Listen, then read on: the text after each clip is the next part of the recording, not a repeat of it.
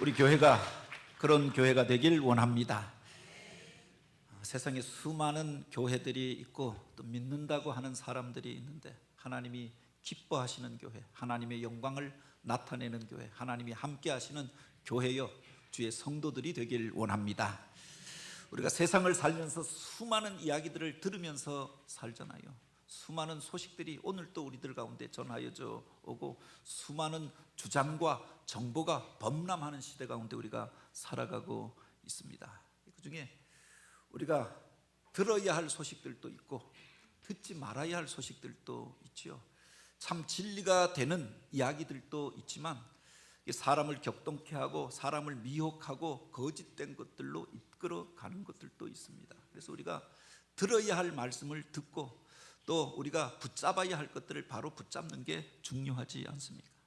지식 정보화 사회라고 이야기합니다. 그 지식을, 바른 지식을 가진 것이 힘이고, 바른 정보를 쫓아가는 사람들이 세상 가운데서도 승리하게 되는 줄 믿습니다. 오늘 우리가 읽은 이 말씀에 보면 이스라엘아 들으라 라고 했는데, 하나님이 주시는 그 말씀을 듣고 말씀 앞에서 깨어서 하나님이 기뻐하시는 일들을 행하는 교회 되길 원합니다. 성경에 보면은 우리 믿는 자들이 지켜 행하여야 할 수많은 말씀과 또 계명과 조항들이 기록되어져 있습니다. 구약 성경에만 해도 무엇을 하라라고 하는 그렇게 적극적인 명령을 우리에게 주시는 말씀이 248가지가 기록되어져 있습니다. 무엇은 하지 말라라고 하는 말이 365가지가 있다라고 이야기하죠. 이걸 다 합하면 613가지 조항인데, 우리가 새해 들어서 온 교회가 성경 통독 운동을 하면서 성경을 읽기 시작합니다. 그런데 이제 출애굽기 20장부터 이 율법 조항들이 나옵니다. 레위기에 보면은 하나님 앞에 나아가는데 이렇게 예배하라, 또 그 조항들이 나오죠. 그래서 성경을 읽는 것이 힘들어지는 때가 이런 때가 아닙니까? 그것을 다 기억하기도 쉽지 않고 그것을 다 지켜 행하기도 쉽지 않더라. 조항들 간에 또 어떤 경우에는 충돌하는 경우도 있잖아요. 무엇을 먼저 지켜야 하는가, 이런 갈등을 느낄 때도 있습니다. 그 많은 계명들 가운데 가장 중요한 계명, 또 우리가 반드시 지켜 행하여야 할 우선순위에 놓여지는 계명이 무엇인가 하는 겁니다. 지난 주간에 우리 원로 목사님이 설교하셨던 마태복음 22장에 보면은 한 율법학자가, 바리새파에 속한 한 율법학자가 예수님 앞에 와서 바로 이 질문을 했던 것 아닙니까? 율법 중에 어느 계명이 가장 큽니까? 우리가 가장 먼저 지켜 행하여야 할 가장 귀한 계명은 무엇입니까? 이 많은 조항들을 주님 앞에 가지고 와서 주님 앞에 이 질문을 던집니다. 그때 예수님께서 주셨던 대답이 무엇입니까? 무엇이죠? 내 마음을 다하고 내 뜻을 다하고 내 힘을 다하여 내 주 하나님을 사랑하라. 이것이 첫째가는 계명이요, 또한 내 이웃을 내 몸과 같이 사랑하라. 이것이 온 율법과 선지자의 강령이라고 했습니다. 요약하면 하나님 사랑, 이웃 사랑, 이게 성경 전체를 요약한 말씀이잖아요. 이 지혜로운 사람은 어떤 말들을 듣고도 그 속에서 핵심을 잘 파악하는 사람이 아닙니까? 그 핵심을 잘 요약하는 사람이 공부도 잘하더라. 주님께서 그 많은 율법을 요약하면서 이렇게 말씀해 주셨습니다. 하나님을 사랑하는 것, 그리고 내 이웃을 사랑하는 것이라고 하였습니다. 그런데 우리가 기억할 것이, 이 말씀이 예수님이 처음 하신 말씀이 아니다, 여러분. 구약 성경에 보면 주님이 늘 깊이 인용하시면서 기억하시고 문제가 있을 때마다 대답을 그들 가운데 주셨던 그 말씀이 기록된 것이 있습니다. 그게 바로 신명기 말씀입니다. 바로 신명기 6장에 보면 이 말씀이 바로 등장하고 있는 것을 보게 되어지는 겁니다. 요사이 우리가 새벽 기도에 신명기 말씀을 읽고 있습니다. 이 신명기는 뭐냐? 이스라엘 백성들이 약속의 땅에 들어가기 전에 바로 요단강 건너편 모압 평지에 있을 때 모세가 마지막으로 그들에게 전하였던 유언과도 같은 말씀입니다. 당신의 사명이 다하는 날이 이제 다가오고 있는 것을 깨닫게 됩니다. 그래서 그 모압 평지에서 지금까지 지나왔던 하나님의 은혜와 섭리에 대하여 이야기합니다. 그리고 너희가 약속의 땅에 들어가면 반드시 지켜야 한다. 하나님이 주셨던 시내산에서 이미 주셨던 그 율법의 말씀을 요약하여서 그들에게 다시금 전합니다. 그리고 그 말씀을 지켜 행하는 자에게 주실 복에 대하여, 그것을 떠난 이들이 받게 될 그렇게 저주와 화에 대하여 같이 설교하였던 겁니다. 모세가 전하였던 그 세 편의 설교를 기록하고 있는 말씀이 바로 신명기 2주. 그 중에 핵심이 되어지는 말씀, 그 설교를 다 요약한 주제가 되어지는 말씀이 바로 신명기 6장입니다. 이 6장을 가리켜서 흔히 쉐마의 말씀이라고 이야기하죠. 오늘 우리가 읽은 이 본문 첫 구절에 보면 이스라엘아 들으라 라고 하였습니다. 이 들으라 라고 하는 말이 쉐마입니다. 쉐마 이스라엘 이렇게 이야기하는데, 이스라엘 백성들이, 하나님을 믿는 사람들이, 하나님의 다스림을 받고 살기를 원하는 그 사람들이, 하나님의 복 받고 하나님의 은혜 안에 머물러 살기를 원하는 사람들이 반드시 들어야 할 말씀이 여기에 있다라고 하는 겁니다. 이 유대인의 탈무드에 보면은 그런 이야기가 나옵니다. 이 유다인 아이가 태어나면 가장 먼저 부모가 그 아이에게 들려줘야 할 말씀이 바로 이 신명기 6장 4절 말씀이라, 그렇게 가르쳐 놓고 있죠. 아이가 태어나면 아빠 해봐 이렇게 부르는 게 아니라 그 귀에다 대고 이 말씀을 먼저 들려주라. 세상의 다른 이야기 듣기 전에 그 아이가 가장 먼저 들어야 할 말씀이 바로 여기에 있다라고 합니다. 이스라엘아 들으라, 우리 하나님 여호와는 오직 유일한 여호와이시니. 바로 하나님 신앙을 먼저 가르치도록 하였던 거죠. 이스라엘 백성들이 죽기 전에 반드시 그렇게 이 고백들을 하고 떠나가도록 가르치고 있습니다. 주후 2세기에 유명한 랍비였던 이 아카바라고 하는 그 랍비가 유다 전쟁 이후에 로마 사람들이 예루살렘을 점령하고 그들에게 이제 황제의 신상 앞에 다 나와서 절하게 하였습니다. 로마 황제의 신상 앞에 절하라 그런데 이것을 거절합니다. 나는 하나님을 믿는 사람이다. 그래서 거절하고 순교의 죽음을 당하게 되죠. 순교의 자리 가운데서 그가 마지막으로 외쳤던 말씀이 바로 이것이기도 합니다. 이스라엘아 들으라, 우리 하나님 여호와는 오직 유일한 여호와이시니. 이것이 유대인들의 전통이 되어집니다. 세상을 살면서 다른 이야기들은 다 잊어버려도 좋은데, 나이가 들어서 기억이 희미해져서 다른 지식들은 다 잊어버려도 좋은데 우리가 잊지 말아야 할 것이 있다. 바로 우리 하나님, 그분이 유일한 하나님이 되신다. 이 신앙 고백은 우리가 잊지 말아야 한다. 그래서 세상을 떠나가기 전에 자녀들이 와서 아버님 이 신앙 고백을 하시지요 하면 바로 이 신명기 6장 4절 말씀을 남기고 가도록 하였던 겁니다. 우리 인생의 주인이 누구신가 라고 하는 것들을 고백하고 떠나가도록 하였다. 세상에 우리가 태어났을 때, 그리고 이 세상을 떠나갈 때 그 속에서도 잊지 말아야 할 것이 바로 여기에 있다라고 합니다. 그 속에 구원받은 하나님의 성도들이 잊지 말아야 할 신앙 고백이 담겨 있는 줄 믿으시기 바랍니다. 이 세상을 살면서 수많은 지식과 정보들이 들어옵니다. 다른 것들은 안 들어도 좋고 몰라도 그만입니다. 그런데 우리가 반드시 들어야 할 메시지가 바로 여기에 담겨져 있다. 쉐마 이스라엘, 들으라 이스라엘. 우리가 들어야 할 그 메시지가 어디에 있느냐.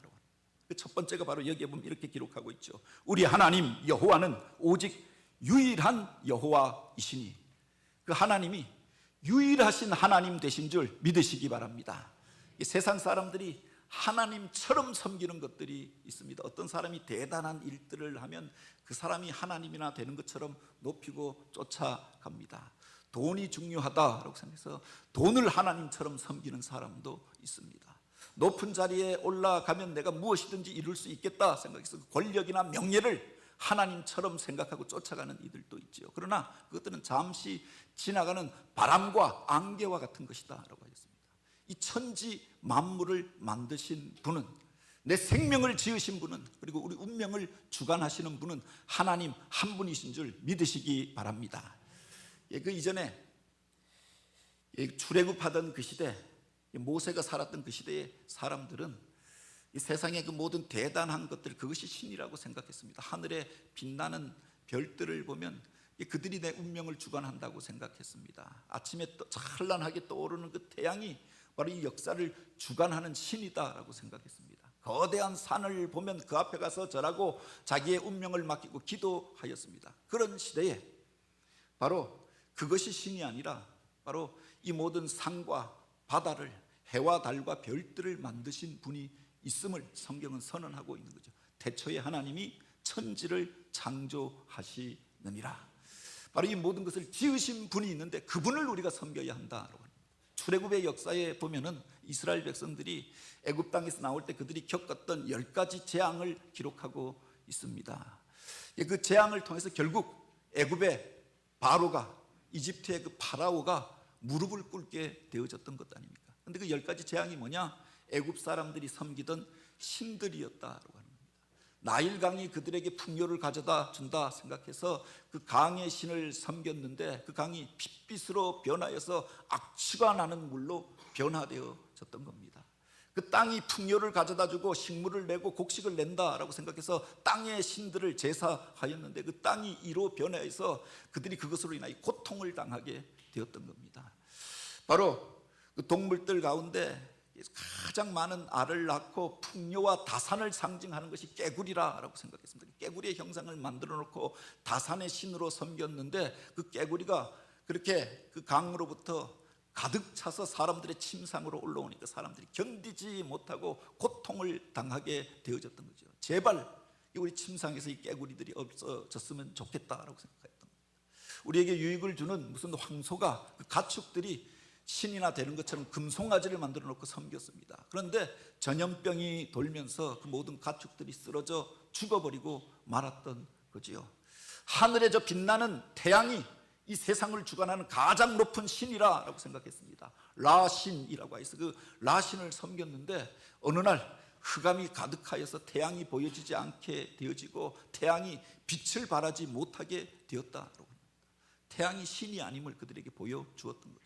파라오가 자기가 신의 아들이라고 이야기하였고 자기가 이 역사를 주관하고 이 세상의 주인이 된다고 이야기하였습니다. 그런데 하나님께서 그 땅에서 난 장자들을 다 치시니까 이 파라오의 아들도 신의 아들이라고 이야기하던 그도 그날 밤 급사하여 죽고 말게 되어졌던 거죠. 통곡하고 울면서 운명에 대하여서 한탄하게 되어졌던 것 아닙니까? 그들이 신이 아니라 참 신은 하나님 한 분밖에 없다라고 하는 것을 가르쳐준 사건이 10가지 재앙이었다. 결국 애굽의 파라오가 무릎을 꿇고 그들을 그 땅에서 내어 보내었던 것 아닙니까? 모세가 이야기합니다. 바로 하나님, 그분은 유일하신 하나님이시니 천지 만물을 만드신 분이 여러 명이 있는 것이 아니라 바로 그 하나님이 이 천지 만물을 만드셨으니 오늘 우리가 그 하나님을 예배하고 섬겨야 한다. 이 신앙의 가장 중요한 교훈이 바로 여기에 있는 줄 믿으시기 바랍니다. 블레셋과의 싸움에서 이스라엘 백성들이 졌습니다. 하나님을 떠나고 말씀대로 살지 않고 그렇게 형식적인 예배만 드려지던 그 시대에 이스라엘 백성들이 비참한 일들을 당하였습니다. 그래서 언약궤를 빼앗기고 바로 이 블레셋 사람들이 언약궤를 끌고 가서 자기 다곤 신전 앞에 세워놓고 전리품처럼 놓았습니다. 바로 우리가 이겼고 이스라엘 백성들이 섬기던 그 신은 어디로 갔는지 알 수가 없도다라고 하고 바로 하나님의 말씀을 상징하는 언약궤를 그들의 다곤 신전 앞에 가져다 두었는데 하룻밤을 자고 나니까 그 다곤 신상이 거꾸러져 있는 겁니다. 땅에다 코를 박고 파묻혀져 있는 겁니다. 누가 이렇게 하였는가? 땅이 흔들렸는가? 왜 넘어졌는가? 그래서 일으켜 세워놓잖아요. 그 다음날 하룻밤이 지나고 나니까 또 다곤 신상이 땅에 처박혀져 있습니다. 나뒹굴고 있는 겁니다. 이게 무슨 일인가? 그래서 다시금 세워놨는데 그 다음날 와서 보니까 이 다곤 신상이 깨어져서 목이 부러지고 팔다리가 꺾여져서 사방에 널브러져 있는 겁니다. 그들이 두려움을 느끼게 되잖아요. 바로 다곤이 참 신이 아니라 그건 인간이 만든 조각품에 불과하고 참 신은 하나님이시다라고 하는 것을 가르쳐준 사건이 아닙니까? 그래서 두려워서 그들이 하나님의 언약궤를 이스라엘에게로 그렇게 수레에 실어서 이렇게 떠나 보내야 했다라고 하는 겁니다. 세상에 많은 사람들이 신처럼 여기고 쫓아가는 것들이 있습니다. 그것을 가리켜 우리가 우상이라고 이야기하지요. 그 어리석은 형상이다라고 하는 겁니다. 내 운명을 바꿀 수도 없고 나의 문제를 해결할 수도 없고 살아있지도 아니하는 사람의 만든 조각품에 불과한 그것이 우리 문제를 해결해 줄 수가 없는 거지요. 10계명, 제1계명과 제2계명, 제3계명은 이것을 우리에게 가르쳐주고 있는 겁니다. 너희는 오직 하나님만을 섬기다. 나 외에 다른 신을 섬기지 말라라고 말씀하십니다. 너 자신을 위하여서 바로 우상을 만들지 말라라고 했고, 하나님의 이름을 망령되이 일컫지 말라라고 했습니다.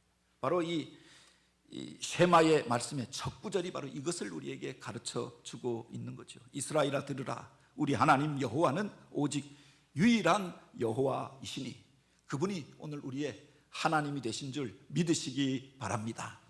하나님 안에 그래서 참 구원의 길이, 생명의 길이, 행복의 길이, 승리의 길이 있는 줄 믿으시기 바랍니다. 그 하나님을 섬기는 자들이 어떻게 하나님을 섬겨야 하느냐? 그 다음에 이렇게 이야기하고 있죠. 너는 마음을 다하고 뜻을 다하고 힘을 다하여 내 하나님 여호와를 사랑하라 라고 하였습니다. 참으로 그분이 이 천지 만물을 만드신 분이시고 내 운명을 주관하는 분이시고 나의 구원이 그분 안에 있다. 그분을 내 마음을 다하여 섬기는 것이 마땅하지 않습니다. 사랑하는 것이 마땅하지 않느냐. 어떤 사람이 그런 갈등을 이야기합니다. 어느 여인도 좋은데, 누구도 좋은데 이 사람도 좋고 나는 어떻게 해야 합니까?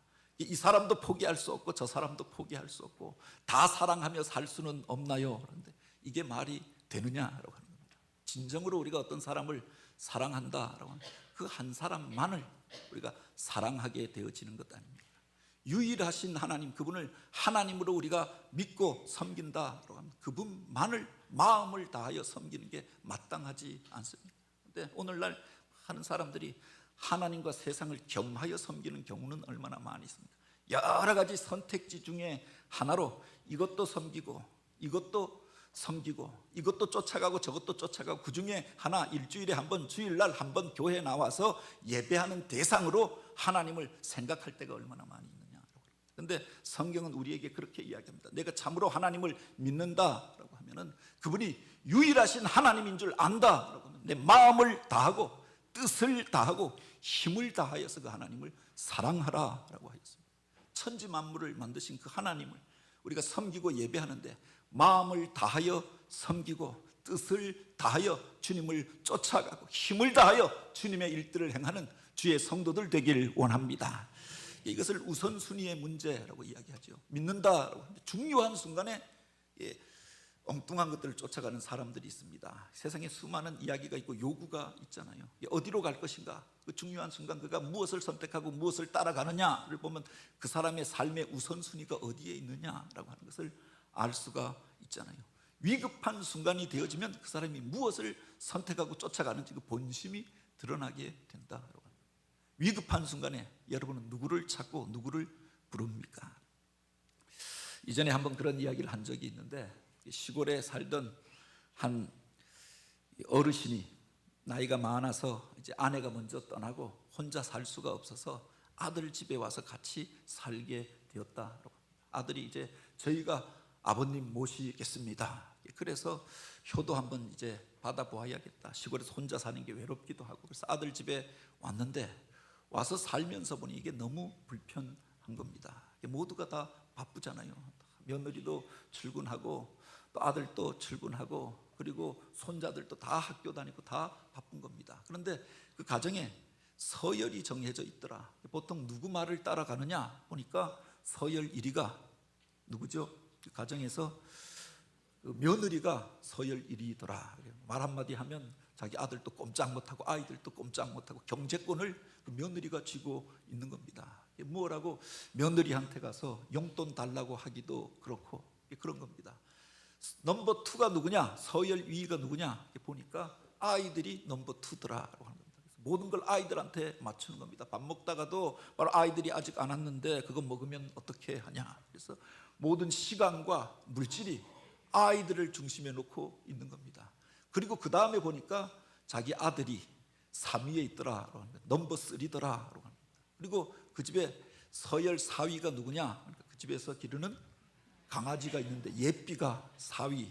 그리고 알고 보니까 내가 5위더라라고 합니다. 아무도 자기 말을 들어주지 않습니다. 권위가 없습니다. 따르지도 않습니다. 그래서 어느 날 너무 답답해서 편지 하나 써놓고 시골로 내려갔다라고 이야기하잖아요.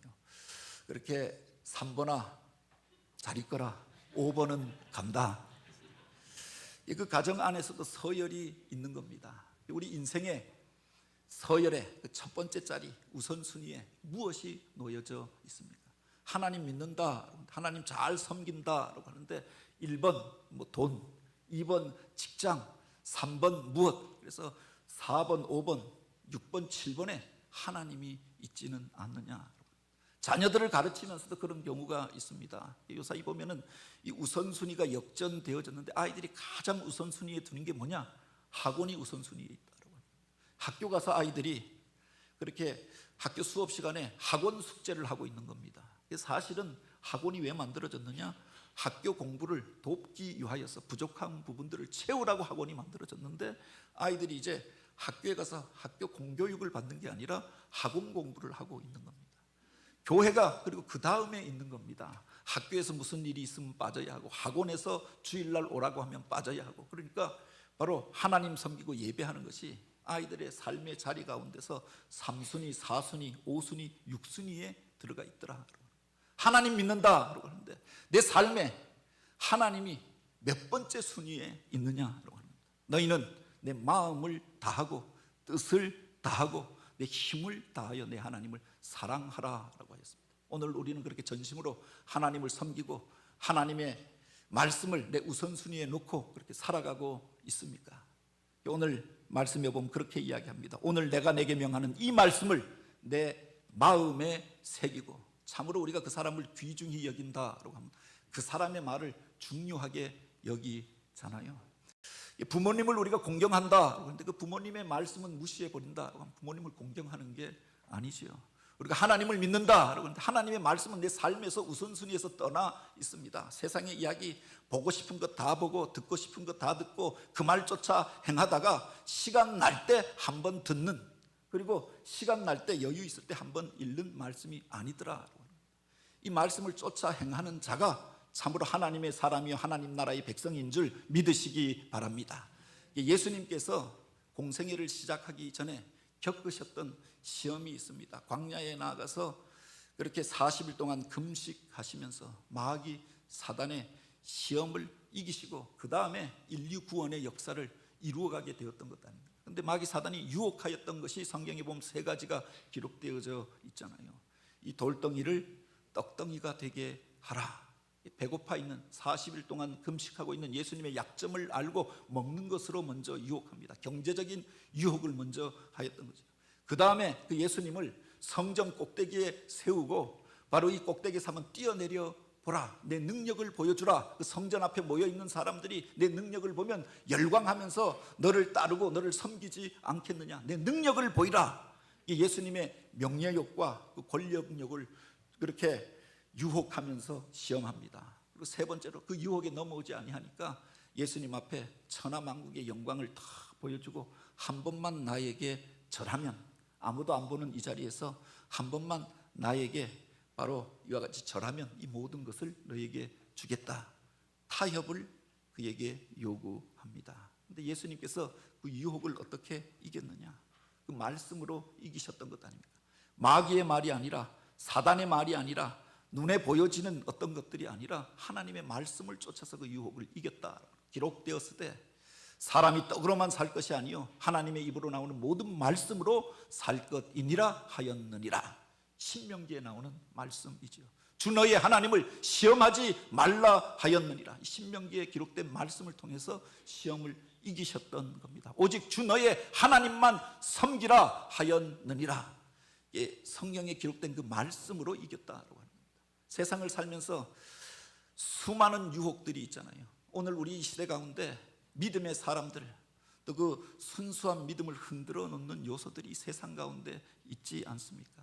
근데 그래서 그 말 쫓아가는 것이 아니라, 그 사람 쫓아가는 것이 아니라 하나님의 말씀이 나에게 무엇라고 이야기하는가, 하나님께서 기뻐하시는 뜻이 무엇인가, 이 말씀을 통하여 우리가 묵상하고 그 말씀을 쫓아가는 그 사람, 그를 통해서 하나님께서 당신의 뜻을 이루어가는 줄 믿으시기 바랍니다. 여기에 보면 또 이렇게 기록합니다. 내 자녀에게 이 말씀을 부지런히 가르치며 집에 앉았을 때이든지 길을 갈 때이든지 누워있을 때이든지 일어날 때이든지 이 말씀을 강론할 것이며 이것을 내 손목에 매겨 내 미간에 붙이고 내 집 문설주와 바깥문에 기록할지니라. 나만 하나님을 믿고 그 말씀 따라 사는 것이 아니라, 그 말씀 묵상하고 그 복 누리면서 살고 끝나는 것이 아니라 바로 내 자녀들에게 이 말씀을 가르치라.